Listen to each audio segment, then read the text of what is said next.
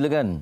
Assalamualaikum, selamat pagi kepada semua penonton Malaysia hari ini. Hari ini 15 Jun 2021 hari Selasa, bersama saya Marcel Hassan dan juga abang saya di sini. Abang ya. Saya Ali Iskandar, diharapkan hari ini hari yang menggembirakan kita semua. Kepada yang bekerja dari rumah, selamat meneruskan bekerja dari rumah. Rasanya sekarang dah boleh menyesuaikan diri dengan keadaan. Betul. Kan? Kepada yang masih lagi perlu untuk berada di luar, seperti biasa, nasihat kita semua dan kita saling mengingatkan untuk menjaga SOP masing-masing. Betul, dan PKP penuh fasa kedua pun dilaksanakan hari ini kan, betul. Bermula hari ini. Dan kepada anda, ingat kalau tak ada keperluan untuk keluar daripada rumah, duduk saja, kekal saja di rumah untuk kita sama-sama menjaga bukan saja diri kita, malah orang-orang yang kita sayang dan seluruh rakyat Malaysia lah. Betul. Kan? Kita dah nampak sedikit perkembangan yang positif. Betul. Angka dah menurun, nanti kita akan kongsikan lah kan. Nanti kita akan kongsikan kepada anda semua. Betul. Tapi apa pun kita jangan leka, jangan nampak angka menurun kemudian kita dah nampak vaksinasi digerakkan dengan begitu meluas sekali kan. Ada tempat yang adanya kenderaan yang pergi kepada orang awam, kemudian banyak tempat PPV telah pun dibuka. Jadi ini bermakna lebih ramai akan mendapat vaksin dengan lebih cepat. Betul, dan sekarang ini dilaporkan bahawa 130,000 suntikan diberikan setiap hari. Ya, betul. Dan setakat ini dos pertama pun dah 3 juta dos diberikan dan suntikan kedua pula 1.3 juta dos telah pun diberikan, dan kita melihat ini sebagai satu perkembangan yang cukup positif. Biar mana kita harapkan seluruh rakyat Malaysia akan cepat-cepatlah mendapatkan suntikan vaksin COVID-19 supaya kita tahu bahawa vaksin ini bukanlah 100% kita terhindar daripada virus COVID-19. Kekurang-kurangnya dengan adanya suntikan vaksin itu ia dapat kata orang tu memberi perlindungan kepada kita. Betul. Dan kita pun yakinlah kalau nak pergi ke mana-mana dan sebagainya. Yalah, malah penganjuran sukan pun kalau seorang itu divaksinasi, ia memudahkan dia untuk bergerak. Termasuklah wartawan sukan sendiri yang mendapat vaksin untuk menjalankan tugas di lapangan nanti. Okey, jadi itu antara perkembangannya. Jadi kami harap anda juga ada perkembangan yang positif nak masuk ni dah berapa bulan hari ni? 15 Jun. Maknanya dah masuk separuh masa yang kedua. Betul. Untuk tahun 2021. Sekejap saja. Sekejap saja masa kita berlalu, dan kita sebenarnya sedar tak sedar dalam masa yang sama kita dah setahun lebih kan kita berdepan dengan situasi pandemik COVID-19 dan sebagainya. Betul. Dan kita harapkan memang tak ada alasan lagi lah untuk kita melanggar SOP, kerana kita acap kali diingatkan bahawa pentingnya untuk kita sama-sama menjaga SOP, dan kita kena ingat bahawa apabila kes semakin meningkat itu bukan alasan untuk SOP itu dilonggarkan. Ya, betul. Betul. Dan kalau boleh janganlah cuba untuk orang kata mencuba-cuba untuk melanggar SOP. Rasanya semalam di Kelantan ada satu kumpulan dikenakan kompaun sebab main sepak takraw. Pun dah kena RM2,000 seorang, tak silap, menjadikan keseluruhan berapa? 10 ataupun RM20,000. Dah free dapat kompaun. Kan. Jadi ini iktibar kepada kita semua lah ya. Ya, untuk yang suka bersukan buat masa ni, kita tahan dulu ya, bersukan atau berjogging dan sebagainya, atau buat apa saja aktiviti fizikal bolehlah buat di rumah. Betul, dan kita kalau bercakap mengenai sukan ni kan Eli kan, semalam sesuatu yang membanggakan kita nak kongsikan kepada penonton kita mengenai sukan permotoran negara. Lagu Negaraku pertama kali berkumandang di Sepanyol. Ya, betul. Di apa ni, Litar Catalunya lah ya, secara spesifiknya. Kita nak ucap tahniah kepada pelumba junior kita ni, pelumba Moto3 negara, Sharifuddin Azman, yang betul-betul membanggakan negara dengan pencapaiannya. Kalau yang berkesempatan untuk melihat aksi beliau lah ya, berada di petak yang ke-10 di permulaan, kemudian di penghujung last lap tu, memang itu kira rezeki beliau lah ya. Jadi kita menerima pelbagai ucapan tahniah, termasuklah yang terutama sekali yang di-Pertuan Agong Perdana Menteri Malaysia juga menzahirkan ucapan tahniah buat Sharifuddin Azman dengan kemenangannya. Dan anda juga penonton Malaysia hari ini, anda boleh juga titipkan ucapan tahniah anda buat Sharifuddin di Facebook MHI TV3. Ya, betul. Okey, dan ini dia botol sikal ataupun penjenteranya nombor 63 ni. Jadi ini ucapan juga daripada Menteri Belia dan Sukan turut dititipkan, dan antara lain yang menjadi tular juga inilah titah ucapan tahniah daripada Duli Yang Maha Mulia Seri Paduka Baginda Yang di-Tuan Agong. Ya, dan pastinya yang sempat menonton memang akan rasa teruja dan terhibur dengan persembahan beliau. Eli sempat menonton? Saya menonton di YouTube. Jadi memang mendebarkanlah sebab kita tahu beliau berada di petak yang ke-10. Semasa komentator atau pengulas tu memperkenalkan pelumba seorang-seorang, sampai ke-9 je. Lepas tu dah nak mula dah. Yang ke-10 tak disebut. Kita tunggulah bila nak sebut nama kan. Jadi akhirnya daripada petak ke-10 berupaya untuk memintas dan sebagainya dan akhirnya berjaya di pusingan terakhir itu di selekoh ke-10 tu berjaya untuk memecut untuk menjadi pendahulu. Okey, ini antara ucapan yang dikongsikan di laman-laman media sosial kepada Sharifuddin daripada peminat-peminat sukan pemotoran negara. Tahniah dan syabas diucapkan kepada anak muda. Banyak lagi ucapan-ucapan yang dizahirkan oleh rakyat Malaysia buat Sharifuddin, dan daripada kami di Malaysia hari ini juga tahniah kami ucapkan kepada anda. Ya, ramai bagi ucapan ni ya. Wow, dia potong time corner. Ya. Tapi memang pun. Ini yang dia cakap tadi tu. Tapi seriuslah, saya memang kagum dengan keputusan yang dibuat dalam tempoh beberapa milisaat tu untuk memastikan dengan situasi yang berlaku ketika itu. Ada dua pertembungan motosikal pendahulu, kemudian seolah-olah macam ada satu lorong yang kosong, zas terus masuk. Lah, ini saya kira satu pencapaian yang sangat membanggakan. Kalau tak silap saya, ini adalah penampilan kedua Sharifuddin dan di penampilan kedua inilah beliau telah memenangi kejuaraan ini. Dan nanti kita nak tanyalah kepada Sharifuddin bagaimana perasaannya dan apa persiapan dan sebagainya. Ya, betul. Kita nak ke sana, nak berjalan-jalan sikitlah. Oh, ke sini. Alright. Kita pun sebab kita tak boleh bersukan, kita pun kena menjalani kita kena bergerak aktiviti sikitlah. fizikal jugalah. Jangan nak duduk je kat situ. Itulah dia. Nak duduk kena di belah sana kan. Itulah. Okey, jadi untuk itu kita nak bersembang lebih lanjut dengan beliau ni. Beliau dah berada di talian sekarang ni, berada jauh di Tarragona, Spanyol ini, dan pastinya tak tahulah cukup tidur ataupun tidak, cukup rehat ataupun tidak, tapi nampak piala besar tu. Wow, winner first. Sharifuddin, Assalamualaikum. Ya, Waalaikumsalam. Apa khabar? Khabar baik. Ya, tahniah diucapkan kepada anda. Terima kasih. Ya, itulah dia. Sangat-sangat membanggakan rakyat Malaysia pastinya. Betul. Adakah Sharifuddin apabila menerima kejuaraan tu terkejut ke memang menjangkakan kemenangan tu atau bagaimana? So masa di persidangan itu memang saya tidak sangka yang saya berada di atas podium. So waktu di turn 10 tu saya memang jangkakan memang akan terjadi situasi macam tu di dalam race. So saya nampak peluang ruang dan saya boleh untuk memintas pelumba di hadapan. So dan sampai di last corner tu saya cakap dengan diri saya, ini aku ke yang berada di tempat pertama ni. Dan saya terus ucap syukur alhamdulillah sangat-sangat sebab saya finish di tempat yang pertama. Dan saya buat love tu untuk semua rakyat Malaysia. Ya. Ini yang Eli katakan tadi tu, ambil peluang kan masa corner tu. Itulah di selekoh ke-10 tu. Tapi lah bila menang, saya suka momen ini, momen yang cukup istimewa ni di atas motosikal sendiri. Sharifuddin buat love ni Itu ini dia. Wah, sangatlah istimewa pengalaman yang kita yang menonton ni pun terasa tau. Mendebarkan kan, rasa macam terujanya. Teruja sangat bila tengok beliau.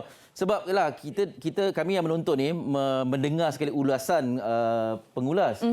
Maknanya nama Sharifuddin ni hanya disebut di hujung-hujung selepas yang disebutkan datang come from out of nowhere. Ya, maknanya daripada petak ke-10 kemudian terus ke posisi yang kelima, kemudian memecut untuk menjadi pendahulu. Okey, sepanjang dia berapa 16 lap semuanya kan? Ya. 16 lap. Jadi memang strateginya begitu ke ataupun mengikut ataupun memang ada ketika yang memang Sharifuddin memang ingin memecut untuk menjadi dalam kelompok pendahulu? So pada permulaan perlombaan saya hanya mengikuti pelumba-pelumba lain dan saya hanya melihat apa karakter yang diorang buat di dalam perlombaan dan apa strategi yang perlu saya buat sewaktu sebelum di last lap.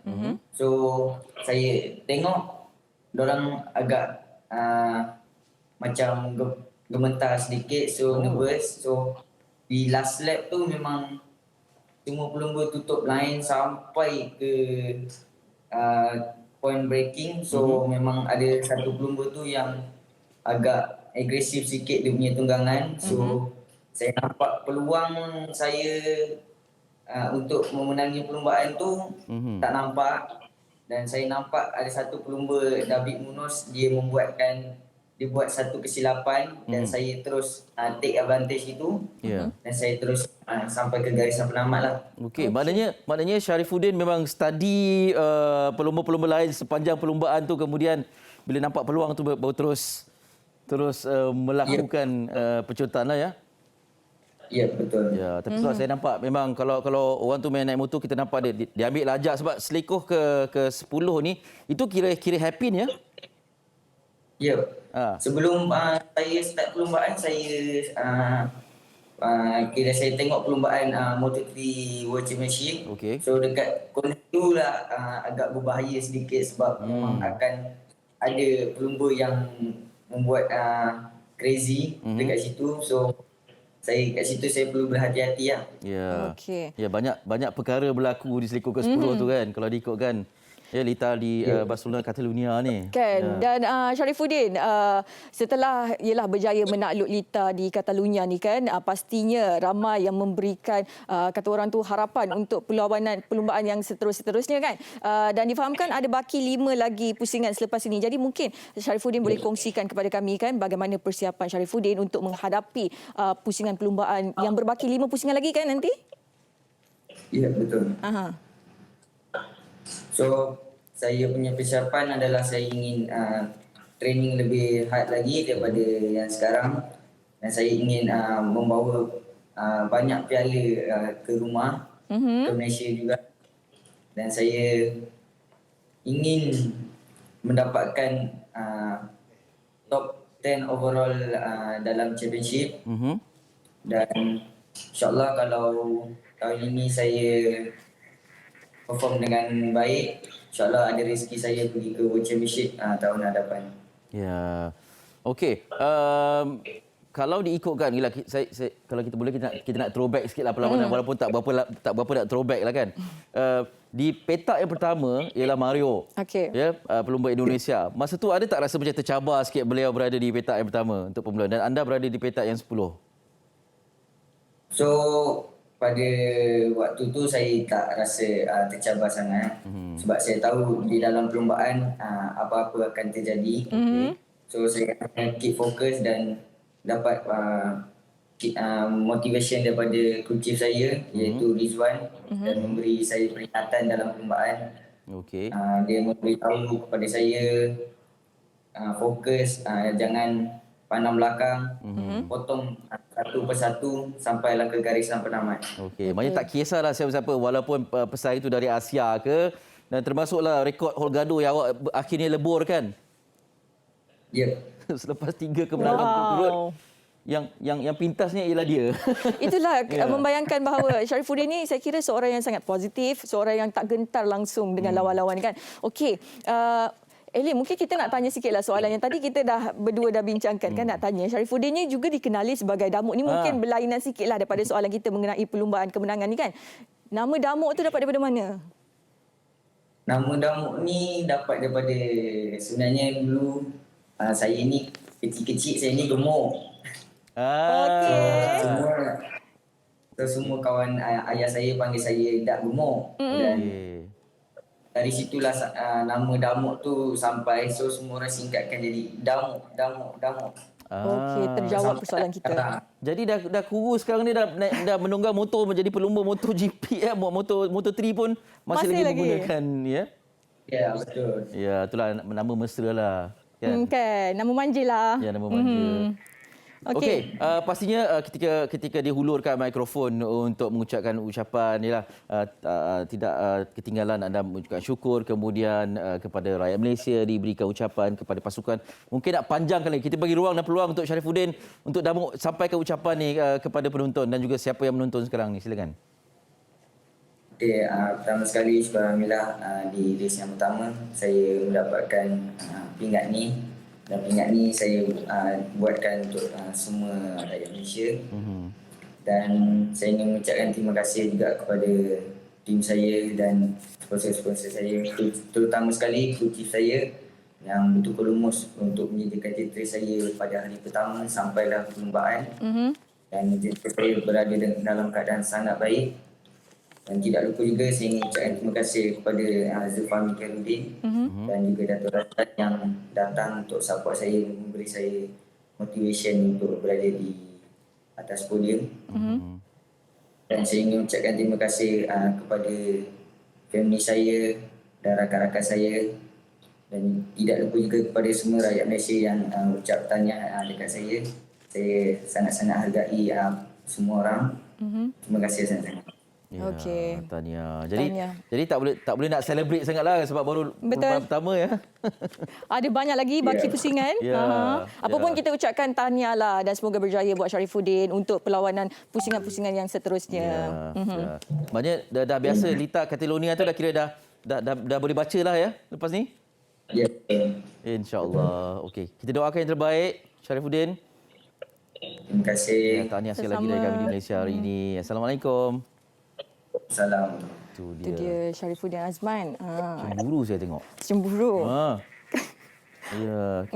Kita nak ucapkan kepada pengurus pasukan ni Datuk Razlan Razali juga kerana berupaya untuk membawa pelomba ni ke satu fasa yang cukup cemerlang dan ini adalah orang kata apa masa depan Sukan permotoran kan? Malaysia kan. Dia nampak kesempatan-kesempatan ini kemudian diberikan segala komitmen dan akhirnya menampakkan kesungguhan dan juga keputusan yang baik, yang hebat. Betul. Dan kalau kita lihat juga kan prestasi pelumba-pelumba muda negara ini melihatkan kepada kerjaya mereka, karier mereka dalam sukan pemotoran ini semakin berkembang dan bertambah maju kan. Dan kita ucapkan tahniahlah kepada mereka semua. Syabaslah. Bukan senang nak dengar tau lagu. Betul. Kali pertama dalam sejarah di Catalonia ni. Ini kali pertama. Sebelum ni ada pelumba yang menaiki podium tapi bukan sebagai juara lah. Ya, betul. Ya. Okey. Semoga ini menjadi satu kenangan yang cukup manis. Bukan hanya untuk Damuk tapi untuk kita semua rakyat Malaysia. Dan kita harapkan selepas ini akan ada lagi lagu Negaraku Berkumandang. InsyaAllah. InsyaAllah. Okey, nak berehat seketika selepas ni nak cerita tentang COVID ni yang macam mana perasaannya terpisah dengan anak-anak bila anak-anak dan juga suami ataupun anak dan suami perlu positif. menjalani tempoh kuarantin dalam masa yang sama. Ya, diri sendiri tak negatif. Jadi macam anak mana? positif macam mana tu? Mengendalikan situasi itu. Selepas ini di Malaysia hari ini.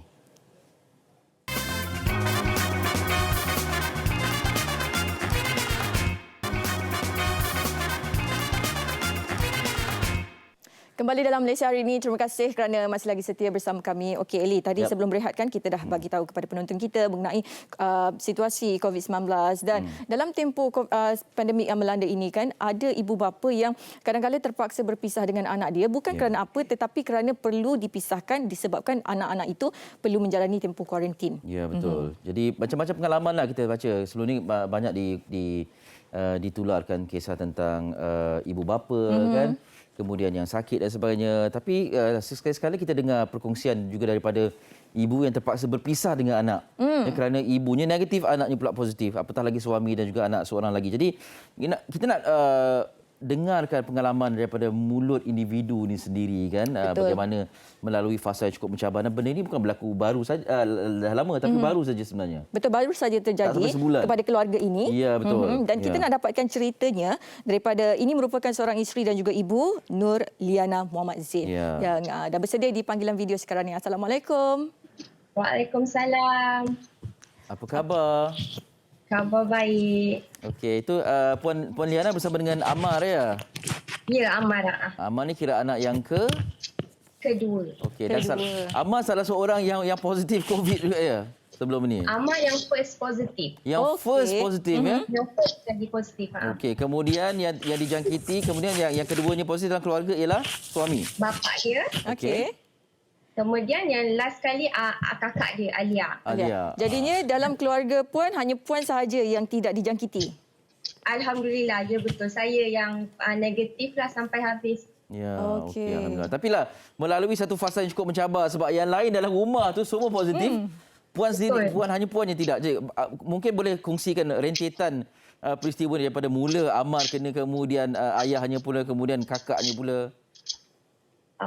Pada mulanya sekali Amar dia demam. Okey. So masa mula-mula dia demam tu kita ingat dia demam biasalah kan. And then esoknya baru saya dapat tahu atuk yang jaga dia tu positif. Okey. So bila dia positif, kita orang semua terus pergi ke klinik swasta untuk buat PCR test. result Amar positif lah. Okey. So bila kita dah tahu Amar positif, kita terus ke PKRC. Kita tak tunggu KKM call kan sebab diorang kata ramai kan. Jadi kemudian bila ke sana diorang terus nak ambil Amar. Okey. Nak kena quarantine Amar lah. And then KKM bagi pilihan sama ada saya atau suami yang kena jaga Amar. Okey. Sebab masa tu suami saya dah tunjukkan simptom. Dia dah start demam, dia dah start batuk. So, tak nak suami saya lah yang ke PKRC Pasir Gudang bersama dengan Amar. Okey. Maknanya yalah, kalau diikutkan PKRC di Maeb Serdang ni yang anak-anak kecil ditemani ibunya, walaupun ibunya negatif, ditemani oleh yalah, ibunya Ibu yang yang akan menemani anak. menjaga. Jadi Amar ni berada di ruang mana, bersama dengan lelaki ke ataupun macam mana, ada special ke? Dia dekat bahagian lelaki yang ada budak-budak. Kat sana ramai juga budak-budak. Okey, jadi ayahnya yang jagalah. Ayah dia lepas masuk 2 hari lepas bapak dia masuk baru result keluar, bapak dia pun positif juga. Okey, maknanya dalam masa yang sama tu ayahnya sudah disahkan positif lah. Okey. Jadi berdepan dengan situasi sebegini kan Puan, anak-anak didapati positif, suami juga positif, suami dan Amar ke PKRC Pasir Gudang, manakala Puan terpaksa menjaga Alia. Jadi situasinya ketika itu bagaimana menjaga anak yang positif tetapi Puan negatif, untuk mengelakkanlah Puan sendiri terkena jangkitan, bagaimana pengurusan menjaga Alia dari segi memberi makan, menukarkan pakaian dan sebagainya, bagaimana Puan? Sebab Alia dia dah besar. So bila saya suruh dia pakai double mask tu dia pakai, saya pun pakai. Bilik tidur kita memang asingkan. Bilik air lepas Alia pakai memang saya akan dinasihatkan untuk sanitize lah. Dan tempat kita duduk macam saya tak bersama-sama dengan Alia dekat dalam satu ruang lah. Okey. Maksudnya Alia lebih banyak dekat depan TV, saya yang ke hall lagi satu. Sebab Alia dia nak hold budak dalam satu tempat yang terkurung pun susah juga sebenarnya kan. Ya. Jadi dia ke depan TV, so saya ke tempat lain lah. Kita tak akan stay on a same dekat dalam ruang yang sama. Berapa lama tu tempohnya? Dengan Alia dekat rumah lebih daripada 10 hari lah. Okey. Daripada 31 tu bila Amar dah tu pun kita sebab saya tak tahu lagi keadaan sama ada saya yang akan positif ke ataupun Sofia yang akan positif ke. Jadi kita memang asingkan sampai dapat, sebab kita orang kena swab test lagi masa tu 8 hari bulan 6. Swab test yang 8 hari bulan 6 tu baru kita dapat tahu yang Alia positif kan. Okey. Jadi macam saya kena jaga juga sebab saya tak tahu saya akan positif ke tak ke macam mana kan. Ya. Di rumah tu hanya Puan dan Alia sajalah berdua? Ya, sampai 10 hari bulan baru suami saya dan Amar balik. Okey, jadi sepanjang bersama dengan Alia tu memang komunikasinya macam mana? Adakah kalian masing-masing ada telefon pintar untuk ber-WhatsApp ke ataupun memang bersama tapi dalam jarak yang betul-betul jauh ataupun macam mana? Memang pakai double mask lah. Memang kita makan tak kongsi. So kalau Alia dia makan dulu. Lepas tu saya kena bersihkan, lepas tu baru saya makan. Bercakap tu bermenjerit lah kan sebab pakai mask. Ya, betul lah, faham. Yalah, kita yang macam ni dalam jarak 1-2 meter kan? ni pun kita nak cakap pun kita rasa, tapi apatah lagi dalam tempoh beberapa hari bersama dengan anak berdua saja kan. Ada tak nampak keadaan Alia yang macam resah, gerisah sebab bila dalam kata lain terpaksa pergerakannya terkekang dan sebagainya? Dia alhamdulillah dia cuma demam je sikit. Ada 2 hari macam tu dia demam. Tapi selain tu dia tak adalah macam resah ke gelisah sebab dia dalam keadaan sihat. So budak ni kita bagi dia tengok kartun je dia dah okey kan. Yalah, betul. So saya memang bagi je lah tengok je lah TV tu sampai waktu dia kena tidur lah macam tu lah. Okey, maknanya antara metod yang digunakan untuk mengalihkan, kata orang tu mengalihkan pandangan anak dan sebagainya daripada ialah takut kan anak-anak rindukan ibu, dah biasa berdua-dua dengan ibu, tiba-tiba kena berpisah macam tu. Ya, walaupun dalam satu rumah. Dalam satu rumah yang sama tetapi tak boleh saling dekat-dekat, nak makan sama tak boleh. Itulah antara cabarannya. Di sekarang ni semua seisi keluarga dah ada dalam rumah dan semua dalam keadaan baik, alhamdulillah. Alhamdulillah semua dah ada kat rumah, semua dah sihat, anak-anak saya sihat. Suami saya dia masih batuk dan masih ada masa dia tak sihat sangatlah, dia sesak nafas, dia masih dalam keadaan nak pulih lah. Okey, baik. Kita doakan dipermudahkan segala urusan dan yalah diberikan kesembuhan ya sebaik-baiknya. Terima kasih banyak Puan Liana. Sama-sama. Salam suami ya. InsyaAllah. Assalamualaikum. Waalaikumsalam. Ya, sudah pengalaman yang dikongsikan. Bukan senang untuk menjaga anak yang positif, apatah lagi apabila kita ni tidak punya kesempatan untuk melakukan perkara-perkara yang sebelum ni dilakukan, tapi disebabkan anak tu positif terpaksa memakai double mask dan sebagainya di rumah, makan berasingan. Kalau 1-2 hari itu mungkin boleh tahan, tapi tempoh masa yang lama tu agak mencabar untuk kita semua lah barangkali. Jadi perkongsian Puan Liana ni harapnya memberikan iktibar kepada kita semua untuk terus menjaga SOP, untuk terus memastikan kalau tidak ada keperluan, tidaklah kita perlu keluar ke mana-mana. Okey, kita faham keresahan anda. Mungkin nak bawa anak jalan dalam kereta pusing-pusing tu di kawasan taman tu, mungkin boleh, tapi janganlah sampai ke tempat yang tidak sepatutnya. Okay, apatah lagi keluar ke tempat ke pasar raya dan sebagainya, bawa anak-anak seisi keluarga walaupun nak beli barang keperluan.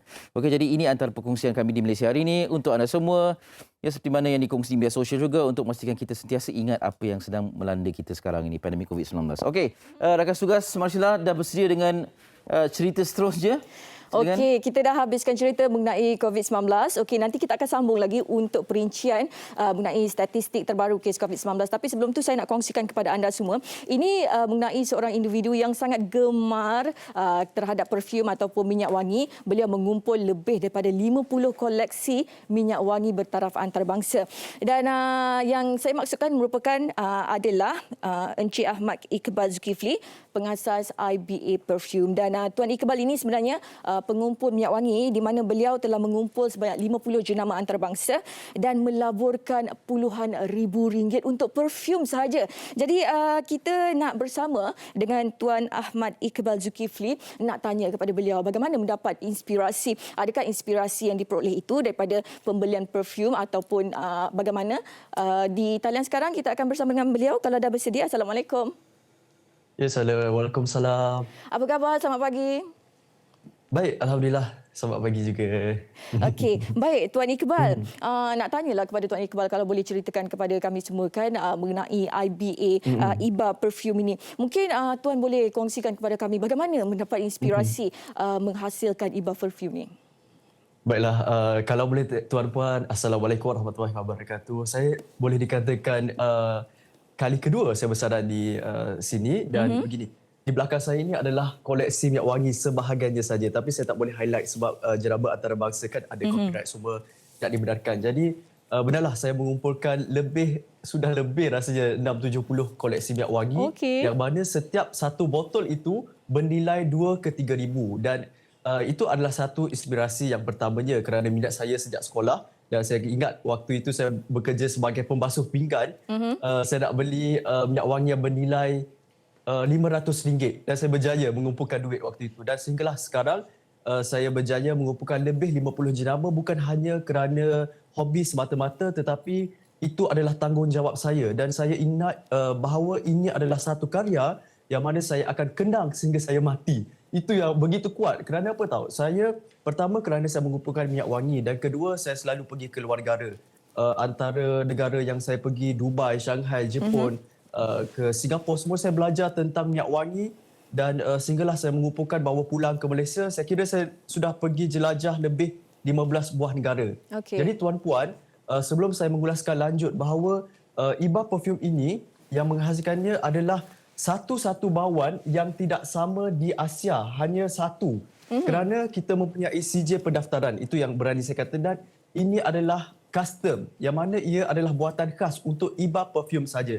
Dan tuan-puan, minta maaf, tuan-puan tidak boleh didapati di luar sana kerana kita tidak mempunyai ejen dan juga stokis. Jadi tuan-puan, jika ada poster yang muncul di skrin TV ini sekarang dengan harga RM170 sahaja, apa yang tuan-puan akan dapat adalah satu kotak minyak wangi yang merah itu untuk wanita dan satu kotak untuk lelaki berkandungan 50 ml EDP yang penting boleh dibawakan untuk beribadah tahan lama dan juga tidak memenikan kepala dan tidak hapak apabila kita pakai lama. Jadi orang tanya juga berapa ketahanannya. Biasanya cuba jangan basuh pakaian, cuba tuan-puan yang beli jangan basuh pakaian dalam masa 2 hari. Dan akan rasa lebih wangi. Dan kita membuat EDP untuk menghasilkan satu bauan ini. Satu jenis ini memerlukan 150 ke 200 campuran bahan. Okey, begini. Bagi sesiapa yang buat pembayaran 50 orang terawal sahaja, saya akan berikan hadiah beg yang cantik ini. Jadi WhatsApp saja, jangan call. WhatsApp saja, ambil gambar di skrin TV, poster yang tertera, akan dapat beg ini secara percuma, hadiah yang agak cantik juga dari saya kan. Jadi WhatsApp saja sebab biasanya dia akan habis dalam masa beberapa jam saja. Jadi WhatsApp bagi tahu nak 1 set atau maksimum 3 set saja sebab kita ni sebenarnya adalah nak buat ini bukan sedang dan saya nak semua orang berasa.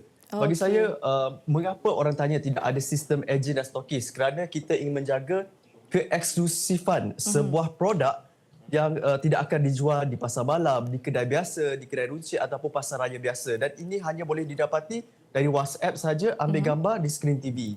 Jadi Tuan, saya tertarik dengan apa yang Tuan Iqbal katakan tadi bahawa perfume Iba Perfume ni bauannya takkan kita dapati sama dengan minyak wangi yang lain. Maknanya itu specialnya Iba Perfume lah ni. Itu yang agak sukar. Saya sebenarnya menukarkan kilang sebanyak 20 kali dalam pencarian kilang untuk menentukan ini bauan saya yang saya nak. Jadi selama 20 kali saya belajar, saya mencari lagi dan sepatutnya sekarang saya berada di France untuk belajar selama 3 bulan di sana. Dan salah satu inspirasi saya juga ketika saya dijemput ke sebuah istana, ada sebuah negara yang saya rahsiakanlah. Sebuah istana berkeluasan 10 hektar di mana beliau meletakkan setiap penjuru kediaman ataupun istana tersebut minyak wangi. Di situ saya belajar, wanginya begini. Saya pun teringat mengimbau kenangan ketika berada di sana dan saya teringat ketika saya berada di Dubai. Sebuah penginapan hotel antara yang termahal di dunia. Selama 9 hari saya berada di sana. Di situ ada sebuah butik yang kecil dan jarang orang dapat masuk di situ. Dan ada satu perfume yang sekecil ini bernilai RM4,000. Jadi di situ saya belajar. Jadi tuan-puan begini. Tuan-puan dengan harga RM170 termasuk penghantaran ke Sabah Sarawak juga.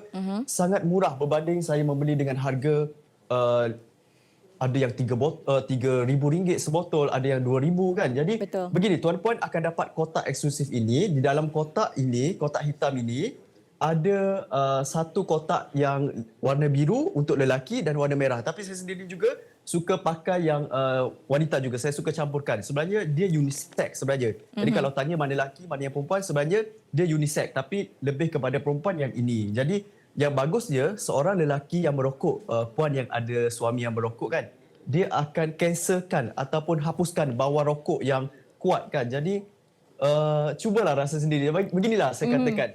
Kalau andai katalah dia tidak wangi dan tidak memenuhi cita rasa tuan-puan kan, saya rasa ia suatu perkara yang berbaloi dan tidak terasalah kerugian. Sebab memang saya tak tahu, semalam setiap hari akan ada dalam 500 orang memberi testimoni yang mengatakan ini wangi dan mereka ada seorang doktor yang selalu saya akan tunjukkan video. Jadi seorang doktor tersebut yang wanita, dia selalu berjumpa dengan orang ramai dan dia mengumpulkan lebih juga koleksi yang ribuan ringgit dan beliau bertukar kepada Iba Perfume. Jadi apa yang tuan-puan perlu buat adalah dia akan hilang beberapa saat saja lagi. WhatsApp bagi tahu saja di poster yang tertera ini, ambil gambar sebelum dia hilang dalam masa beberapa saat saja lagi. Jadi WhatsApp saja di nombor 012-733-4444. Dan memang ini sebenarnya sangat cepat dan kita tidak boleh keluarkan terlalu banyak. Ini sebenarnya mengapa saya buat dari Europe, kerana Europe adalah negara utama pengeluar minyak wangi. Betul. Dan begitu saya ingat, saya kendang sehingga bila-bila, dan kalau boleh tuan-puan nanti selepas PKP jemput ke pejabat saya juga yang begah saya buat, habiskan berkeluasan 1,700, keluasannya menghabiskan RM500,000 untuk ID sahaja, interior designer saja untuk meletakkan minyak wangi. Jadi nak dapatkan minyak wangi ini, terus WhatsApp saja di nombor yang tertera. Kalau tak sempat salin, untuk kali terakhir ambil nombor telefon. Dan ini untuk 50 orang terawal sahaja yang akan dapat beg.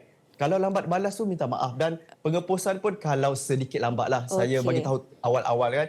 Kalau berlaku kelewatan sedikit saja, minta maaf lah supaya saya takut orang ingat saya scammer. Jadi untuk kali terakhir ambil gambar poster yang tertera di kaca TV anda. Perfume Iba 50 ml EDP boleh dibawakan untuk ibadah, yang biru untuk lelaki tetapi boleh juga untuk wanita, dan dapat kotak eksklusif dan dapat 50 orang akan dapat beg percuma dari saya hadiah. Jadi jangan risaulah, kita buat yang terbaik sehabis baik. InsyaAllah suatu karya yang saya akan kenang sampai bila-bila. Baik Tuan, mungkin Tuan Iqbal nak kongsikan akaun Instagram untuk sesiapa yang berminat untuk mendapatkan Iba Perfume. Terima kasih banyak. Ya, terima kasih banyak TV3 memberi saya peluang. Okey, begini. Bagi yang follow Instagram saya, yang beli juga, sebenarnya saya lebih berikan kepada yang membelilah, tapi tak semestinya beli. Follow Instagram saya Ahmad Iqbal Zulkifli, ataupun ambil gambar sekarang tu yang ada blue tick Ahmad Iqbal Zulkifli yang ada 80,000 orang follower. Dan kepada yang membeli sekarang, bukan semestinya dapat tahu ini cabutan bertuah. Jangan salah faham. Jadi begini, dan mungkin saya akan berikan dengan nilai 500 ke 600 ringgit sahajalah, bukan yang ini belasan ribu ringgit ni di tangan saya ni. Jadi follow Instagram saya Ahmad Iqbal Zulkifli yang tertera sekarang di kaca TV tu, dan insya-Allah saya akan buat cabutan bertuah kepada siapa yang bertuah, yang buat pembelian juga. Saya sarankan untuk yang buat pembelian, tapi tak semestinya yang membelilah. Cuma saya akan utamakan orang yang membeli akan dapat cabutan, yang bertuah akan dapat barangan kemas, barangan emas seperti mana saya pernah bagi sebelum ini. Dan saya juga ada berkongsi tentang sedikit informasi untuk kali terakhir. Secara ringkasnya. Saya juga ada memberikan, saya juga ada menawarkan satu video yang terbaru saya ada upload. Saya menawarkan hadiah kepada yang gagal SPM. Ini satu sedikit. Jadi saya mencari 500 orang yang gagal, ada keputusan apa-apa mata pelajaran yang gagal di SPM. Saya akan berikan hadiah. Jadi WhatsApp. Sekarang ada 200 orang sudah WhatsApp.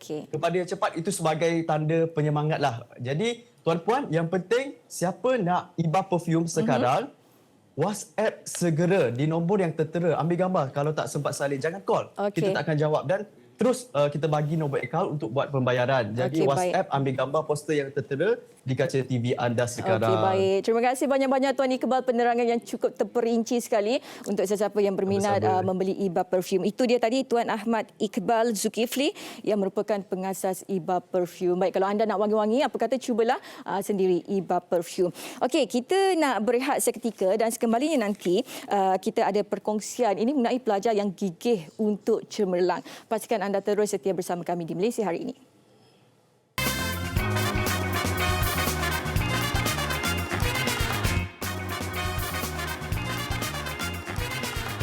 Kembali bersama kami di Malaysia Hari Ini. Baik, tak lengkap Malaysia Hari Ini tanpa kita kongsikan kepada anda mengenai berita-berita semasa di Dada-Dada Akhbar di Malaysia. Okey, kita nak mulakan perkongsian di Dada-Dada Akhbar hari ini. Mungkin kita akan mulakan dahulu dengan berita harian. Apa yang menarik di berita harian yang dipaparkan hari ini adalah ini mengenai Tengku Hassanal yang memerintahkan supaya aktiviti Lombong dihentikan kerana pemangku Raja Pahang adakan lawatan mengejut titah tindakan pemuliharaan. Ini situasi yang berada di Tasik Chini kan, kalau kita lihat bukit ditarah untuk aktiviti pelombongan di sekitar Tasik Chini. Okey, itu perincian yang ada di berita harian kalau kita boleh kongsikan hari ini kepada anda semua. Dan seterusnya, kalau anda nak tahu berita-berita menarik yang ada di berita harian, pastikan anda mendapatkan surat khabar berita harian. Okey, dan seterusnya, ini di Harian Metro mengenai panik lesen tamat tempoh. Ini yang berlaku di Sepang bila mana seorang pemuda bertindak melarikan diri ketika SJR kerana dipercayailah lesen yang ada itu sudah tamat tempoh. Dan juga terdapat tangkap layar rakaman video yang menunjukkan suspek cuba untuk meluluskan diri daripada SJR. Ini di Jalan Pintasan Dengkil dari arah Cyberjaya ke Dengkil pada Sabtu lalu. Itu perincian di berita harian. Maafkan saya, itu di Harian Metro. Dan seterusnya, masih lagi di Harian Metro, ini mengenai tiada bayaran mahupun ansuran. Najib gagal dalam permohonan, tangguh penghakiman terus babit tundakan cukai 1.7 bilion ringgit. Perinciannya anda boleh dapatkan Akhbar Harian Metro. Dan seterusnya, kita nak kongsikan kepada anda semua perincian di NST hari ini. Ini mengenai 20% kes positif yang menurun, memberikan kelegaan kan, kalau kita lihat bahawa kes positif COVID-19 saban hari kesnya semakin menurun dan ini menunjukkan penurunan sebanyak 20%. Walau bagaimanapun penurunan 20% ini bukanlah sesuatu yang kita boleh legakan kerana dalam masa yang sama kita masih lagi berperang dengan situasi pandemik COVID-19. Dan seterusnya, kita nak kongsikan kepada anda semua mengenai perincian statistik COVID-19 setakat semalam. Dan kita boleh kongsikan kalau anda lihatkan bahawa kes-kes positif yang semakin menurun. Dan semalam sahaja kes harian COVID-19, angkanya adalah sebanyak 4,949 kes, di mana terdapat 6 kes import yang dilaporkan dan 60 kes kematian baru juga telah direkodkan. Dan seterusnya kita difahamkan juga bahawa terdapat banyak juga kluster-kluster baru. Ada 17 kluster baru yang direkodkan semalam dan 12 daripadanya melibatkan kluster tempat kerja. Dan ini adalah pertambahan kes baru COVID-19 mengikut negeri. Dan juga ini mengenai sedikit ringkasan mengenai kluster COVID-19. Okey. Ini dia perincian mengenai COVID-19 dan seterusnya kita nak bersama dengan Ali Iskandar untuk perkongsian gigih untuk cemerlang. Terima kasih Marsila. Marsila okey ya? Marsila semput kat sini. Faham. Bercakap bersendirian di situ tanpa henti, itulah dia. Ini antara cabaran kita lah sebagai penyampai kan. Untuk bercakap sambil memakai pelitup muka. Tapi demi anda, demi sokongan kepada kempen untuk menjaga SOP ni, kami berbuat demikian.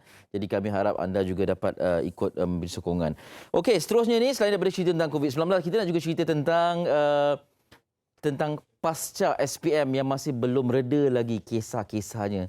Selain daripada perkongsian berkaitan dengan kecemerlangan anak-anak kita yang mendapat straight A's dan sebagainya, ada juga cerita-cerita lain yang boleh dikongsikan. Tak semestinya kecemerlangan itu diukur daripada bilangan A yang ada, tetapi dari segi usaha dan kegigihan untuk memastikan hidup ini dapat diubah dan masa depan akan menjadi cerah insya-Allah. Kita nak kongsikan ni satu pengkisahan yang sangat memberikan inspirasi, terutamanya kepada golongan B40 yang terkekang dengan pelbagai cabaran ekoran daripada pandemik ini yang tidak dapat bersekolah, kemudian PDPR tidak punya peranti dan sebagainya. Jadi untuk bercerita lebih lanjut, saya nak bersama dengan Muhammad Zulfadli Rizwan Sabri. Beliau adalah pelajar ataupun bekas pelajar SMK Seri Mulia Kuala Lumpur dan juga bersama dengan cikgunya, Cikgu Haslinda Nur Ismail, guru cemerlang Bahasa Melayu SMK Seri Mulia Kuala Lumpur. Kedua-duanya di talian. Hello, Assalamualaikum. Waalaikumsalam warahmatullahi. Apa khabar Cikgu Linda? Baik, Alhamdulillah. Ya, Zulfadli sihat? Alhamdulillah sihat. Alhamdulillah. Apa pun tahniah diucapkan berjaya mengharungi SPM 2020 dengan jayanya. Alhamdulillah. Cikgu Linda, rasanya kita bersua di awal-awal Didik TV dulu ya. Ya betul. Road to Success. Batch pertama. Ya, jadi tak sangka pula Zulfadli ni anak muridnya. Ya betul, anak murid saya. Okey, Cikgu Linda, kalau boleh ceritakan sikit tentang anak murid yang istimewa ni, tingkah lakunya, sikapnya di sekolah bagaimana?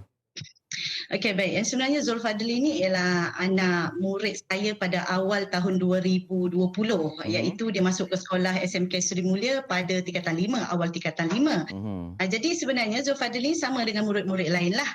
Tetapi dia mencuri perhatian saya dan juga guru-guru lah di SMK Seri Mulia kerana dia ni suka bercakap dan suka, bolehlah dikatakan suka buat bising lah dalam kelas.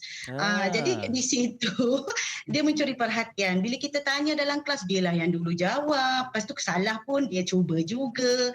Jadi disebabkan dia suka mencuba dan dia pandai bercakap, jadi di situ mencuri perhatian saya dan juga guru-guru di SMK Seri Mulia. Tetapi pada satu hari dia ada bagi pada saya cerpen dia yang dah diterbitkan dalam majalah sekolah lama dia di Sekolah Badatul Razak. Jadi apabila saya baca cerpen dia itu, baru saya tahu kisah hidupnya, iaitu dia ni anak istimewa lah pada saya ya. Diberi Allah bagi dia cabaran, dugaan dan saya sangat tersentuhlah iaitu bagaimana kisah hidupnya. Jadi di situlah kami guru-guru cuba untuk membantu dia dan secara kebetulan saya ialah guru kelasnya.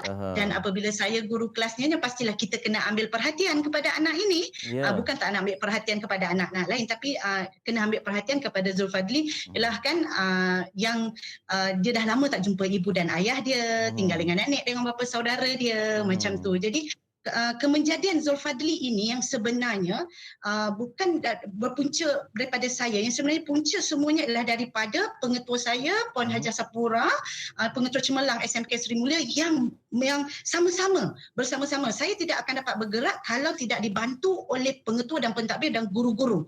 Jadi apabila melihat anak ini ada potensi, jadi saya bawa Zulfadli ini masuk pertandingan inovasi, iaitu alhamdulillah menang di peringkat kebangsaan kerana dia antara salah seorang pembentang untuk inovasi itu dan juga guru-guru BM ambil dia sebagai untuk bersajak, berpidato.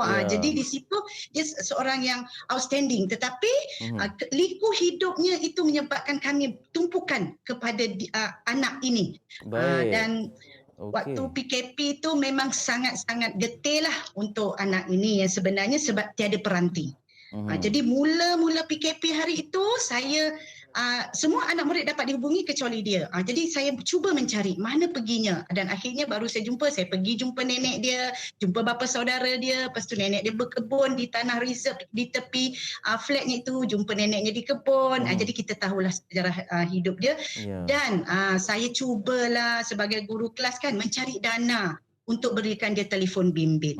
Bila saya post kat Facebook, lepas tu beritahu guru dan dalam masa 3-4 hari dah dapat dana dan belikan Zulfadli telefon bimbit. Dan alhamdulillah dengan telefon bimbit itu dia menggunakan sepenuhnya untuk belajar. Dan anak ini sebenarnya Zulfadli ni dia nakal-nakal dia tahu. Ada juga tak siap kerja rumah saya, memang ada lah kena marah kan. Ada juga tetapi lah dia sangat ada anak-anak remaja ni memang begitu kan. Memang nampak lah wajah dia ada nakal-nakal sikit tu. Tapi kan pada saya Zulfadli ni lebih kepada dia suka cikgu mengambil perhatian, nakkan kasih sayang guru. Jadi cikgu sangat-sangat membantu dia. Bukan dia saja, ada memang anak-anak Seri Mulia ni memang ada di antaranya yang B40 yang kita bantu. Kita pergi ke rumah, kita kontak ibu bapa, PIBG juga membantu. Jadi alhamdulillah di bawah pengurusan ataupun di bawah Puan Sapura, pengetua kami, alhamdulillah inilah hasilnya, iaitu anak-anak yang struggle untuk hidup. Saya dikira miskin bandar lah Ellie dan struggle untuk hidup dan dia boleh berjaya. Itu yang saya nak bawa kepada penonton di luar sana lah. Ini success story yang cukup memberikan inspirasi ni. Yalah, sebab golongan-golongan ni tapi sebelum ni ramai mungkin tumpukan hanya kepada kenakalannya dan ketidakupayaan untuk cemerlang akademik, tapi sebenarnya ada juga keupayaan kehebatan lain ni. Dan bila cikgu senarai kan tu, saya macam wah, ini saya pun tak boleh dapat ni. Okey, saya nak tanya pada Zulfadli. Zulfadli memang minat untuk berdebat ke berpidato ke, memang ni daripada sekolah rendah ke ataupun macam mana ni? Daripada sekolah rendah. Memang awak suka bercakap lah, suka berbicara. Asalnya daripada sekolah rendah saya tak terlalu aktif, sebab aktif pun dalam pertandingan bercerita, sebab time tu cikgu masih lagi tak nampak bakat saya sampailah saya menjejakkan kaki ke sekolah menengah masa di SMK Badatul Razak. Mula-mula cikgu BM saya dia asas saya dalam pertandingan bersajak dulu. Okey. Pertandingan bersajak, lepas tu saya join pidato secara peringkat sekolah dahulu. Kemudian baru cikgu nampak saya boleh pergi jauh. Dan masa itulah cikgu asah, dan yang potensi saya betul-betul diasah apabila saya di SMK Seri Mulia lah. Cikgu Linda dengan Cikgu Arman yang banyak mengasah bakat saya dari segi pidato dan sebagainya. Maknanya disebabkan anda ni suka berbicara, suka bercakap, jadi nampak itu sebagai satu potensi yang boleh membuatkan awak menempa kecemerlangan juga. Ialah sebab setengah orang bercakap tentang akademik semata-mata, tapi Zulfadli ni aspek yang berbeza dan pastinya juga boleh menjadi manfaat kepada pada masa depan juga kan. Okey, sekarang ni difahamkan anda melakukan pelbagai aktiviti juga, ada sebelum ni pernah berniaga dan sebagainya. Sekarang ni lepas SPM ni buat apa? Sekarang saya bekerja di sebuah kedai sebeneka. Dan inilah untuk kumpul, saya bekerja untuk kumpul duit untuk sambung belajar dan juga sambil membantu nenek lah untuk ringankan beban dia.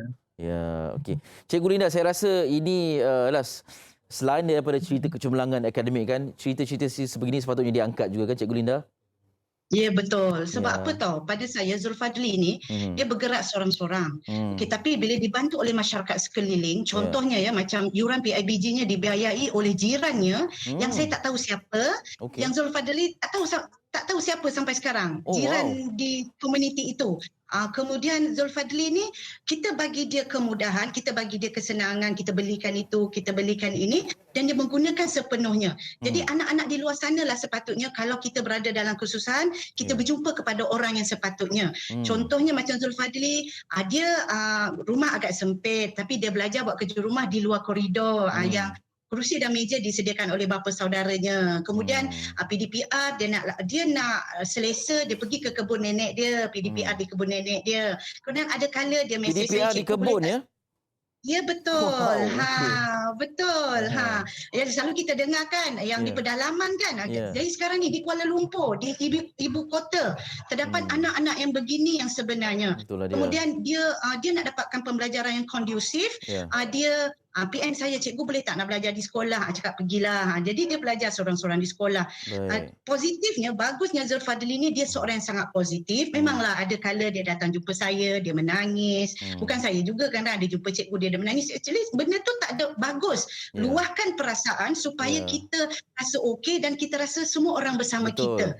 Dia tidak pendam dan dia apabila dia luahkan ni senang untuk difahami dan senang untuk kita mencari potensi dan juga groom untuk kecemerlangan. Okey, saya banyak soalan saya nak tanya kepada cikgu, tapi saya nak tanya kepada Zulfadli juga ya. Zulfadli, katanya anda sekarang Exco Hal Ehwal Pembangunan Wanita Keluarga dan Masyarakat Angkatan Beli MFLS ya? Ya, saya. Okey, boleh ceritakan sikit tentang jawatan ini? Okey, MFLS ni kita tahu ada satu satu pertubuhan alumni MFLS yang berada, asalnya MFLS ni diaspirasikan ataupun dia wujud semasa Syed Saddiq dia jadi Menteri Belia dan Sukan. Jadi saya adalah MFLS kohort yang ke-7. Jadi dalam pertubuhan alumni ni semasa tahun lepas saya dapat jawatan dan saya diberi amanah untuk memegang jawatan Exco Hal Ehwal Pembangunan Wanita dan Masyarakat. Ianya lebih kepada kebajikan lah, maknanya dalam bidang kuasa saya lebih dekat dengan masyarakat. Kalau sebelum ni, semasa sebelum kita menyambut Syawal, bulan Ramadan, saya kumpulkan bersama dengan saya punya ahli jawatankuasa, kumpulkan dana untuk kita bantu golongan-golongan B40 yang berada di sekitar kawasan negara Meru. Sebab pada saya, sebab saya pernah lalui dan saya berada di tempat mereka.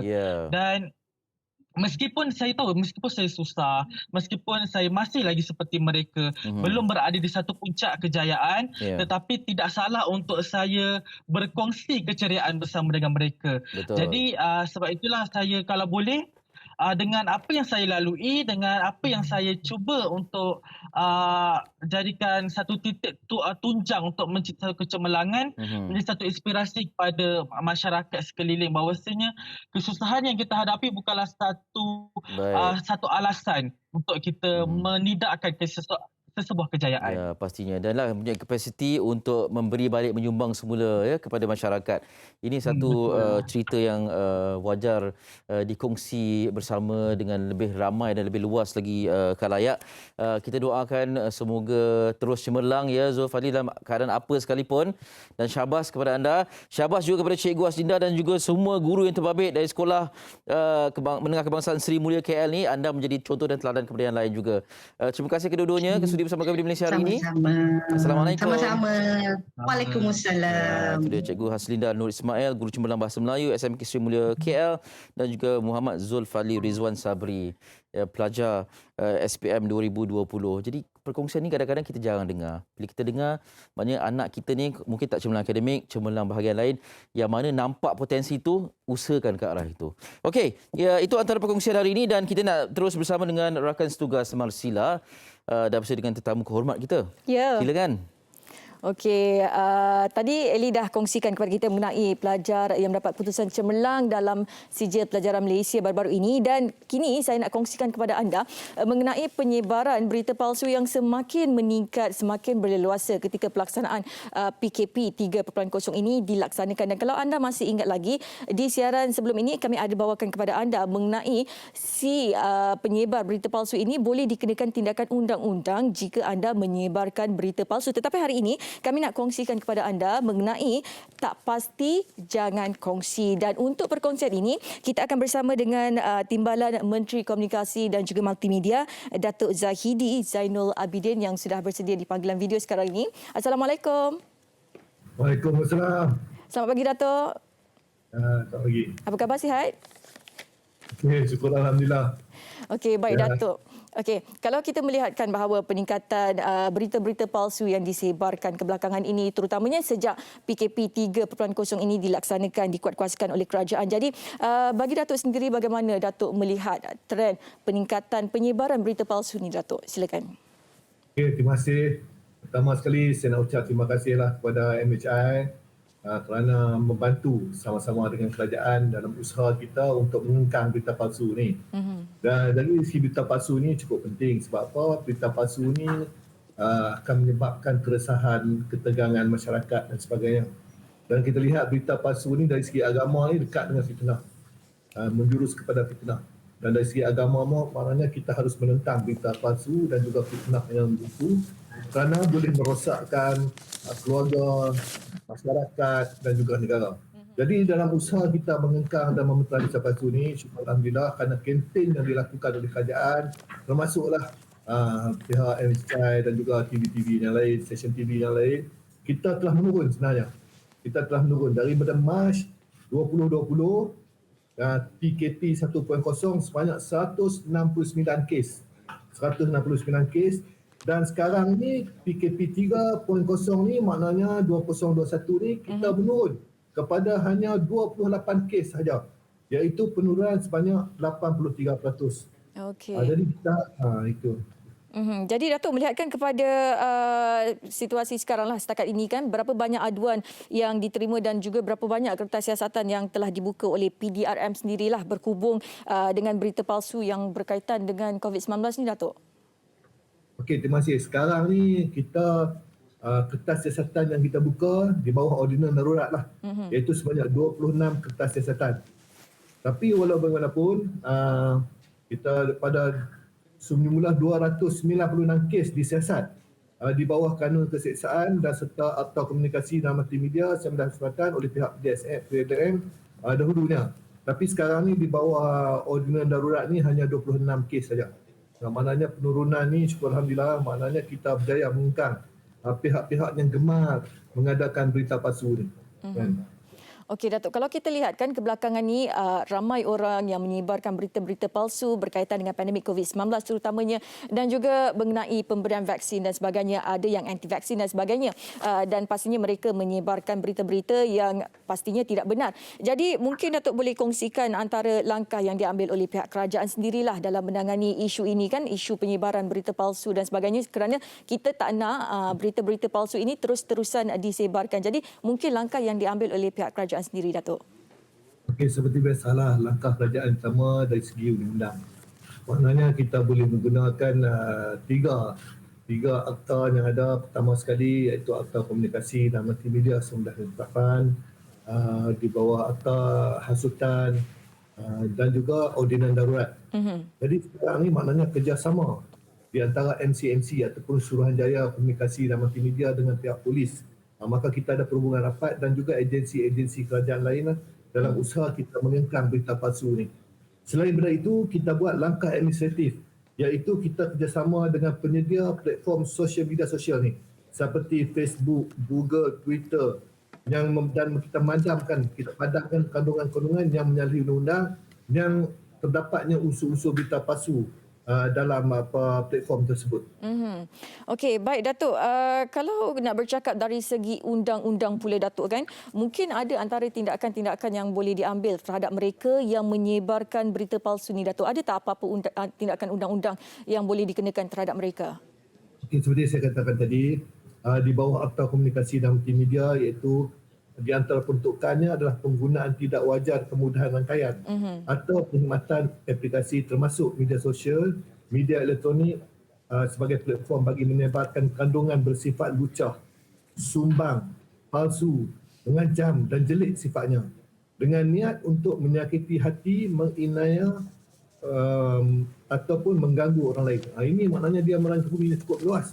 Jadi kalau kita terlibat dengan keadaan yang macam ni, maknanya kita boleh diambil tindakan. Selain daripada itu, kandung keseksaan menyebabkan ketakutan atau kegentaran awam kepada mana-mana golongan awam. Dan disabit kesalahan boleh dihukum penjara 2 tahun dan denda atau kedua-duanya sekali. Di bawah Akta Komunikasi dan Multimedia-nya, denda lebih kurang RM50,000 dan juga penjara 1 tahun. Jadi terpulang pihak penguatkuasa. Kadang-kadang didenda RM5,000. Macam baru-baru ni ada suri rumah yang menyebarkan berita palsu, didenda RM5,000. Tetapi boleh didenda sebanyak RM50,000. Tapi di atas belas kesiaan untuk kita mengajar mereka supaya tidak lagi melakukan perkara menyebarkan berita palsu ni, maka kita denda hanya RM5,000. Dan begitu juga terdapat seorang guru tuition yang kita denda. Tapi kalau kita nak denda maksimum, maka mungkinlah kita pun ada juga pertimbangan pihak penguatkuasa. Sebab kita sekarang ni nak kengkang berita palsu, bukan nak menyakiti ataupun menginai rakyat. Tetapi kalau ada pihak-pihak yang tak mau dengar, suka seronok dengan menyebarkan berita palsu ni, terpaksa kita ambil tindakan lah. Mana tidak betul langsung. Betul. Sekurang-kurangnya memberi peringatan dan juga pengajaran kepada si pelaku ni kan? Ya. Baik Datuk. Dan kita juga difahamkan bahawa sebenarnya .my yang merupakan sebuah portal ini berperanan sebagai salah satu medium untuk menangani penyebaran berita palsu ni. Datuk, mungkin Datuk boleh kongsikan kepada kita kan, semenjak kewujudan portal sebenarnya .my ni, berapa jumlah hits untuk portal berkenaan dan juga mungkin maklumat ataupun tip off yang diterima daripada orang awam, Datuk? Okey, sebenarnya terima kasih banyaklah. Sebenarnya ada 2. Satu portal sebenarnya .my. Satu lagi Pasukan Respon Pantas. Pasukan Respon Pantas. Respon Pantas yang kita counter berita palsu ni. Selain itu juga kita minta lah mana ada siaran TV yang dia buat rancangan tentang mengengkang berita palsu ni. Jadi itu benar-benar yang kita menangani lah penyebaran berita palsu ni. Tetapi sebenarnya .my ni telah mencantikkan lebih 256 juta hits. Okey. 250 juta hits sejak diwujudkan pada Mac 2017 dengan rata 2 juta hits sebulan. Maknanya cukup popular. Maknanya cukup berjaya lah dari segi usaha kita ini. Portal tersebut juga menerima lebih kurang 13,600 maklumat atau tip-off daripada orang awam berkenaan dengan maklumat mencurigakan atau berita yang sebelum ini disahkan, yang belum disahkan. Ini membuktikan bahawa orang awam ni semakin peka dan sedar tentang penyebaran berita ini dan ingin membantu. Maknanya orang awam sendiri ramai yang nak membantu dan rasa bahawa berita palsu ni patut kita kengkang dan patut dikengkang. Ini syukur Alhamdulillah lah. Terima kasih kepada rakyat dan masyarakat yang sedia membantu bersama-sama kerajaan. Terima kasih. Jadinya kepada mereka yang mungkin nak tahu mengenai sesuatu berita itu sahih atau tidak, bolehlah lawati laman web sebenarnya .my untuk mendapatkan kesahihan berita tersebut. Okey, baik Datuk, mungkin sedikit nasihat daripada Datuk sendiri kepada masyarakat mengenai penyebaran berita palsu ni, Datuk. Okey, terima kasih banyaklah kan. Jadi kita lihat berita palsu ni bukan sahaja boleh menyebabkan negara kita ketegangan dan sebagainya. Tetapi yang pentingnya sekarang ni kita contohnya anti-vaksin dan sebagainya menakut-nakutkan rakyat. Betul. Kalaulah kita tidak mengengkang atau kita bagi kerjasama, sudah tentulah kita tidak dapat melawan COVID-19 ni. Tentang apa contohnya apabila terdapat anti-vaksin dan sebagainya. Dan kita dapat laporan di mana mereka yang berdaftar daripada MySejahtera tidak datang mengambil vaksin. Kerana terdapat berita-berita palsu ni, contohnya menakut-nakutkan orang dan sebagainya, ataupun menyebabkan ada sari jangkitan dan sebagainya, menyebabkan kesihatan terjejas, macam-macam lah oleh anti-vaksin ni. Tetapi apabila berlaku ni berita yang tidak benar, berita palsu ni dan sebagainya, akan menyebabkan ekonomi negara kita mungkin akan tidak berjaya lah untuk kita mengatasinya. Bila kita tak berjaya mengatasi COVID-19 ni, maka kita tidak berjaya mengatasi masalah ekonomi yang hadapi rakyat. Betul. Yang terjejas teruk terutamanya golongan B40 terjejas teruk, dan sekarang ni sampai daripada M20 lah terjejas teruk. Betul. Kerana kita tidak berjaya membenteras menentang COVID-19 ni. Jadi kita minta tolonglah mereka-mereka yang ingin menyebar dan suka pada berita palsu ni, hentikanlah. Kita bantu negara, kita bantu rakyat, kita bantu diri kita. Ini yang penting sekali. Terima kasih banyak. Terima kasih Datuk, nasihat yang cukup berguna daripada Timbalan Menteri Komunikasi dan juga Multimedia, Datuk Zahidi Zainul Abidin, mengenai penyebaran berita palsu. Ingat kepada anda semua, tak pasti jangan kongsi. Terima kasih banyak-banyak Datuk. Terima kasih. Okey, itu dia. Ingat ya, tak pasti jangan kongsi. Janganlah kita berlumba-lumba untuk menjadi yang pertama untuk menyebarkan berita yang kita terima tanpa kita mengetahui bahawa berita yang kita terima itu sahih ataupun tidak. Kalau anda nak lebih tepat lagi, anda boleh layari portal sebenarnya.my. Okey, kita nak berehat seketika dan kembali nanti kita akan bersama dengan seorang penyanyi ini yang ada single baru katanya, Kau Bidadariku. Siapa lagi kalau bukan Syafiq Farhain. Teruskan setia bersama kami di Malaysia Hari Ini.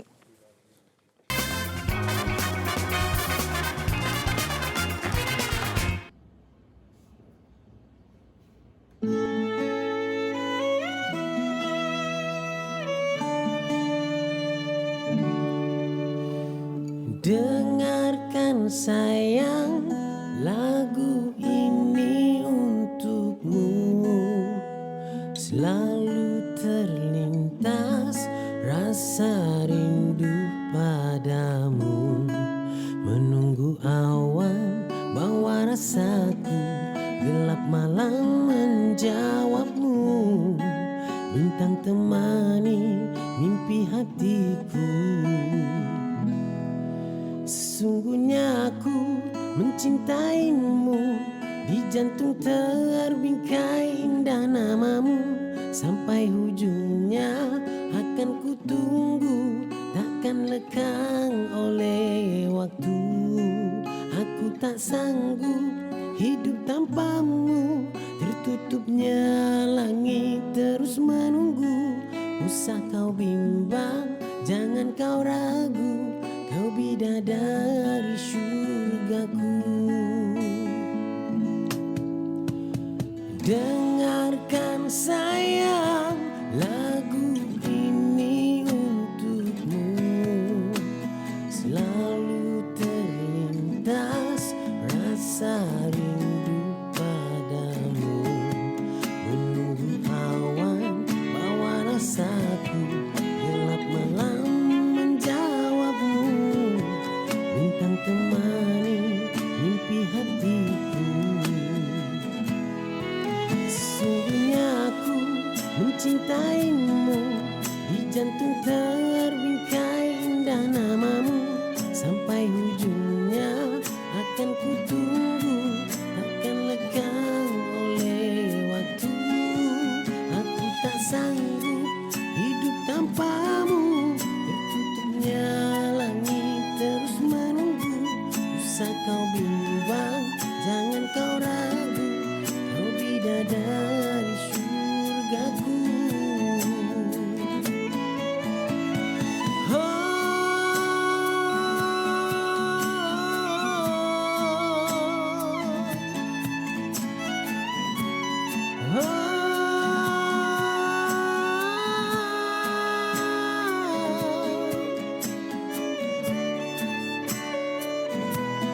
Sesungguhnya aku mencintaimu, di jantung terbingkai indah nama akan ku tunggu, takkan lekang oleh waktu. Aku tak sanggup hidup tanpamu, tertutupnya langit terus menunggu.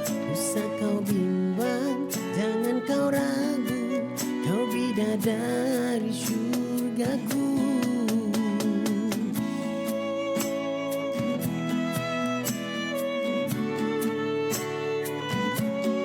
Sampai ujungnya akan ku tunggu, takkan lekang oleh waktu.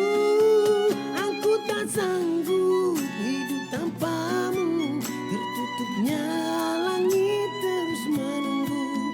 Usah kau bimbang, jangan kau ragu, kau bidadari surgaku. Dengarkan sayang, lagu ini untukmu.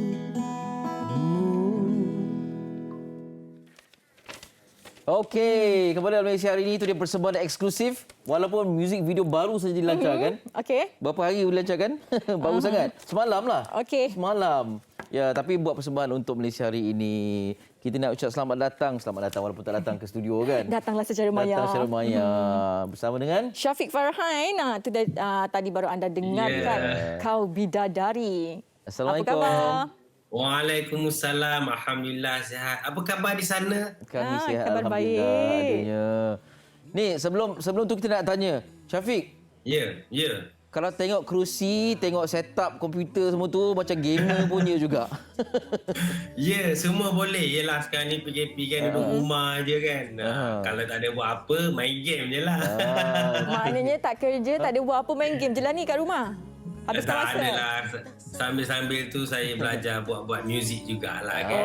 Okey. Maknanya komputer tu jadi untuk main game pun boleh, untuk studio pun boleh. Ya.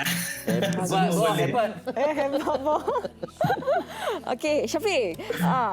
Kalau boleh Syafiq nak ceritakan ke mengenai Kau Bidadari apa? Kau Bidadari siapa bidadari sebenarnya ni? Okey, dia sebenarnya macam ni. Bila kita tengok tajuk lagu tu, kita dah tahu kan, Kau Bidadari. Siapa lagi kalau bukan wanita? So, penyampaian lagu tu cuba menyampaikan bahawasanya wanita itu amat penting dan istimewa di samping lelaki. Baik mak, isteri, adik, tak kira lah siapa, asal wanita je dia amat penting bagi kami lelaki. Sama macam orang sebelah juga penting bagi saya. Bagus. Okey, dan muzik video baru saja dilancarkan semalam? Ya, betul. Ya. Setakat ni setiap minit refresh ke untuk tengok berapa banyak yang belum. Ya, tengah excited kan. Lagu siap dah lama. 2 tahun tunggu baru release kan. Itulah dia. Yalah sebab situasi pandemik kan. Ya, betul. Tapi lah lagu baru dengan suara macam ni memang sentiasa dinantikan lah. Allah, insya-Allah lah, harapnya macam tu lah kan. Insya-Allah. Okey, dan kita nak cerita tentang dalam fasa pandemik ni dan juga Syafiq pun bekerja dari rumah sekarang ni kan? Ya. Dan sebelum ni dikabarkan pada awal tahun ni kata pun pernah dijangkiti COVID-19. Mungkin boleh kongsikan bagaimana pengalaman yang dilalui itu? Okey, first memang saya pening kepala biasa je, just pening biasa macam penat bekerja kan. So saya biarkan dulu sampai dia bawa ke esok paginya. Biasanya esok pagi kalau pening pada macam tu saya dah okey. Tapi kali tu dia macam tak berapa nak okey, dia masih lagi macam tu. Lepas tu bila malamnya lagi tu dia membawa ke panas sejuk. So saya lebih kurang macam mild fever lah kan. Lepas tu saya hold lagi sebab saya rasa alah biasa je ni kot. Keesokannya lagi dia start dengan hilang deria. Kat situ baru saya asal macam ni kan, macam something wrong somewhere. So saya tak fikir apa, saya just pergi buat swab test, tengok positif. Bila hilang rasa deria rasa tu dah terlintas oh ini entah COVID. Ada terfikir saya terfikir macam tu, tapi yang buat saya macam takkanlah COVID kot sebab saya tak ada pergi mana-mana pun selain pergi office. Okey. Saya tak ada Jangkitan tu dapat daripada mana? Yes, saya tak tahu. Okey. So bila saya positif, saya bagi tahu semua member office kan. Lepas tu dia orang pergi buat swab test, memang ada lah yang kena. Tengok-tengok naik nama saya, kluster Syafiq Farhan. Habis. Ada kluster Syafiq Farhan pula. Padahal saya tak tahu datang dari mana. Kan kalau ikut beberapa hari sebelum tu memang ada lah member-member dekat office tu yang tak berapa sihat. Ada yang demam, ada yang sesama. Tapi saya tak nak tuduh lah kan. Yalah, betul. Ya, tapi itulah bila melalui pengalaman. Kemudian dalam fasa di kuarantin, rawatan, tidak ada sebarang masalah ya, alhamdulillah. So far, alhamdulillah, saya tak ada simptom macam orang lain. Orang lain ada sesak nafas, ada batuk-batuk. Saya tak ada. Okey. Saya okey je. Jadi dalam tempoh kuarantin tu macam mana Syafiq isi masa yang ada tu kan? Yalah, memandangkan tak ada simptom-simptom lain, sesak nafas dan sebagainya. Mungkin semasa tempoh kuarantin tu Syafiq gunakan nak praktis, nak main muzik ke, mungkin nak menulis lagu apa ke? Saya sambil-sambil tu saya cuba belajar mixing lagu, belajar godek-godek benda-benda alami lah kan. Lepas tu petik-petik gitar, cari ilham ke, kalau lah ada, walaupun tak berapa pandai sangat pun tak apalah, cuba kan. Ada tak? Rasanya entah dalam tempoh kuarantin tu memang ada terhasil satu karya ataupun mungkin dua. Tapi tak nak beritahu. Belum lagi. Dia dah banyak dah melodi yang saya ada lah kan, dah banyak. Cumanya belum sambungkan lagi untuk jadikan lagu. Belum completekan lagi lah. Okey. Belum complete lagi. Okey, dia macam nak masak satu bahan-bahan tu dah ada lah. Dah ada tapi belum jadi lagi masakan. Masuk kuali lagi lah. Ya, betul. Okey. Baik, harapan kepada kaum bidadari ini, apa yang diinginkan daripada peminat? Okey, memandangkan saya dah lama menyepi kan, 2 tahun lebih tak ada keluar lagu. So, saya harap lagu Kau Bidadari ini mendapat tempat di hati semualah kan. Dan saya harap juga semua pakat sokong saya. Yelah kan, dah lama tak keluar lagu kan, bila lagi. So, saya harap itu je lah. Dan yes, semoga lagu ni boleh menjadi lagu yang evergreen. Yes. InsyaAllah. Kau Bidadari. Tadi kan Syafiq sebut tentang bidadari ni menjadi mak kita, pasangan kita. Okey, untuk Syafiq sendiri siapa ni? Siapa bidadari Syafiq? Okey, sebenarnya serius lah. Bukan saya nak klise lah kan. Dah tahu jawapan ni. Dah tahu dah jawapan. Kalau dia kata bukan nak klise, dah tahu dah. Okey, tak apalah, kita dengar juga. Okey. Okey, bila saya nyanyi lagu ni, saya just terbayangkan mak saya. Okey. Bukan klise tau. Kami percaya, jangan risau. Tapi dah lah, bila sedang menyanyi lagu tu terbayangkan mak, maknanya sejuk perut mak mengandung. Yelah, tak ada girlfriend kan, jadi terbayangkan mak. Mana tahu tak ada girlfriend. Yes, itu yang kita mau dengar. Okey. Itu pun kita doa jugalah, semoga adalah yang dengar dan tersentuh dengan lagu ni ya. InsyaAllah. Syafiq, terima kasih banyak. Selamat maju jaya. Okey, terima kasih banyak MHI. Thank you so much. InsyaAllah ada rezeki kita jumpa bersemuka di studio. Okey. InsyaAllah. Sebab jadi memang kita nak kena dengar live. Kita rindukan kan suasana guest datang di studio dan sebagainya. Ya, itulah dia. Okey, jumpa lagi. Assalamualaikum. Baik, Assalamualaikum. Waalaikumsalam. Syafiq Farhan. Kita suka tengok perkembangan individu yang sebelum ni dibayangi oleh bakat ayah kan. Tapi kita nak tengok bagaimana proses mereka ni menempena diri dengan diri mereka sendiri. Betul, dan ini membuktikan bahawa bukan sahaja bergantung kepada nama ayah semata-mata tetapi diri sendiri, usaha sendiri yang mampu menjadikan kita dikenali oleh peminat-peminat industri muzik tanah air. InsyaAllah. Penambik, kita sampai penghujung ke? Dah sampai penghujung? Okey, belum lagi. Okey, esok kita ada topik menarik antara yang nak dikongsikan adalah tentang berkongsi rezeki ketika PKP ni. Rezeki bagaimana yang dikongsikan ketika PKP tu kan? Sebab ada yang berkongsi berniaga bersama-sama kan.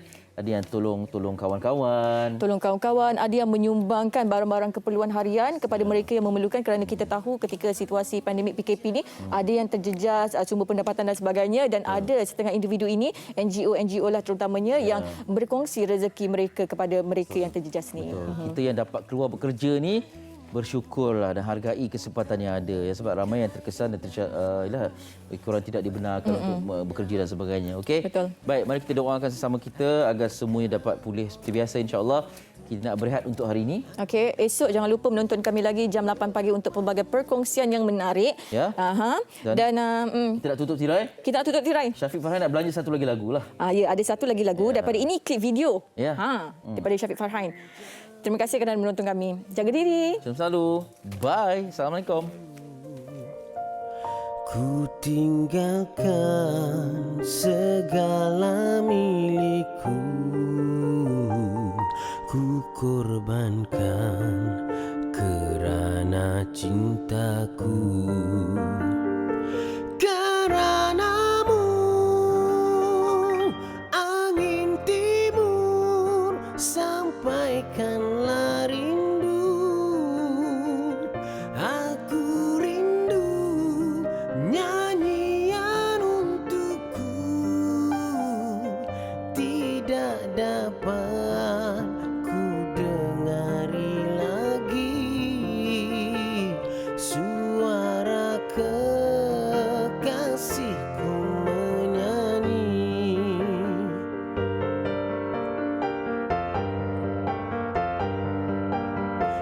Terhias malam oleh sulur rembulan, lembayung bersulam berkelip bintang. Begitu indah perasaanku, bagaimana